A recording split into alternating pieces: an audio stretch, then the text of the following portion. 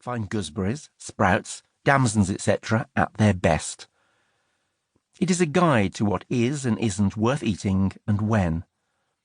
And I like to think that there are few things more worth knowing than that. It is not some tyrannical culinary calendar, but a reminder to keep an eye out for something, a gentle and I hope delicious aide-memoire. For the most part, I shop at small local shops, farmers' markets, proper butchers, fishmongers, delicatessens and cheese shops, rather than all at once on a weekly trip to a supermarket. I've honestly never set foot inside a branch of Tesco. This book is very much a gentle plea to buy something, however small, each day, to take time to shop, to treat it as a pleasure rather than a chore. This doesn't mean I spend my life shopping, far from it. It simply means that I stock up on dry goods, such as rice, pasta and the like, once a week, then manage to find half an hour a day, sometimes less, to buy just one or two fresh things from someone who sells them with a passion and a specialist interest. Easier than ever now that shops tend to stay open later. A weekly trip to the farmer's market forms the backbone of my fresh food shopping. Plus, I have a weekly organic box delivered to my door. I love to see those tables laid out under striped awnings with food that is being sold by the people who made it or picked it. Shopping at the farmer's market means that you can buy your cream from the person who churned it, your potatoes directly from the people who dug them from the ground, your salad leaves from the guy who planted the seeds. Food with a story you can follow from seed packet to table, picked that day. This, to me, is as good as food shopping gets. I feel that buying ingredients as fresh, as honest as this, is a chance to cook them as simply as possible, to let that food taste of itself, to allow it to be what it is.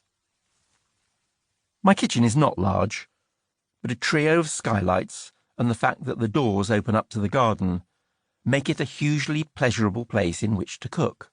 It has no fancy cookers, no battery of expensive equipment, yet it has been thoughtfully and intelligently designed.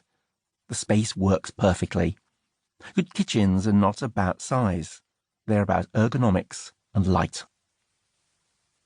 My garden is a tiny urban space, yet it has been crucial to this book. Leading down from the kitchen doors are steps, on which rest pots of thyme and single marigolds, dark red pelargoniums, and Italian aubergines. There is an old stone terrace where we eat in summer round a zinc-topped table set under a fig tree. The terrace makes way for a small, rather amateurish potager, with 6 little beds filled to overflowing. 2 for pot herbs, roses, and old-fashioned scented pinks, 1 each for raspberries and currants, another for tomatoes and courgettes, and 1 for runner beans, broad beans, artichokes and rhubarb. In amongst the chaos grow sweet peas, dahlias, nasturtiums, and opium poppies. Beyond that is a minuscule wooded patch, no deeper than 12 feet, with a tangle of plum, damson, hazelnut and quince trees, plus wood strawberries, and in winter, snowdrops growing underfoot. What I should emphasize is just how small this garden is. So when I refer to the kitchen garden, I'm talking about a diminutive patch, probably about the same size as the average allotment. I make no attempt to be self-sufficient. I simply haven't the space. It is just that by growing something myself, from seed or small plant, I feel closer to understanding how and when a pear, a medlar, a broad bean, or a raspberry is at its best. Anyone who has ever grown anything for themselves, or simply has an old apple tree in the garden, will know that you often end up with a glut. Too much of the same ingredient at the same time. I was keen to reflect this in the Kitchen Diaries. So there are months when there may be a bounty of tomato recipes, others when almost every week seems to feature raspberries in some form or another.